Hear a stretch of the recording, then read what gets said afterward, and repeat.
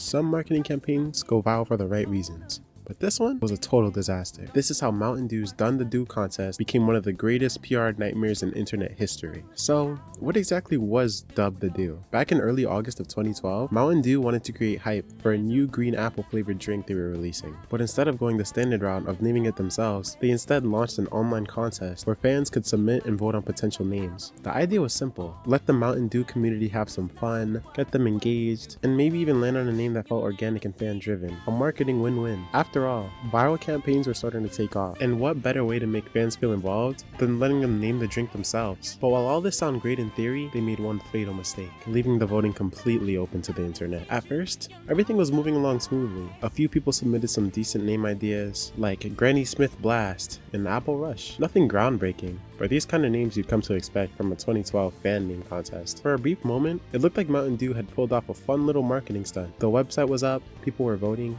and everything seemed to be running smoothly. What they didn't realize? A storm was brewing behind the scenes, because somewhere in the depths of the internet, 4chan had found out. Now, if you don't know what 4chan is, allow me to introduce you to the most infamous, anonymous message board on the internet, the OG griefing headquarters. If there's an opportunity to troll, prank, or completely hijack something online, you wouldn't go wrong with suspecting them first and foremost. And once someone posted a link to the Dub the Do contest on 4chan's B board, the most well-known and storied 4chan board of them all, the fate of this contest was sealed. At first, the trolling was subtle. A few joke names started appearing like Syrup Sucker and Mountain Dew the Do. Nothing too crazy, but a sign of what was to come. But then, something changed. The trolls began to organize the effort. And once it was discovered that the contest was completely unmoderated, with no filters and no way to stop them, it was game over. Almost overnight, the mostly innocent contest page leaderboard was flooded with the most degenerate names you can imagine. With bangers like oh brother.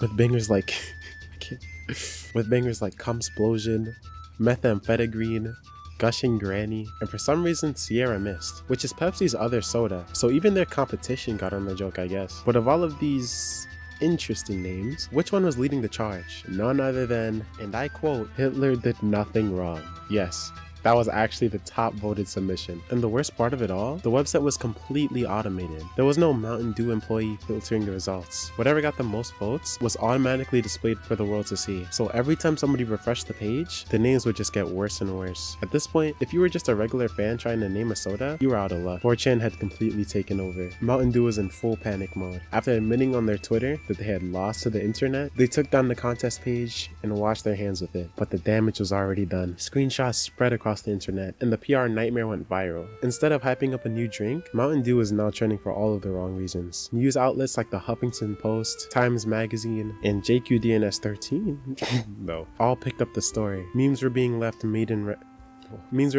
left and right, and suddenly, the Dub the Do contest was a lot less about soda, and more about a lesson into why the internet should really never be trusted. So what did Mountain Dew do? Yeah.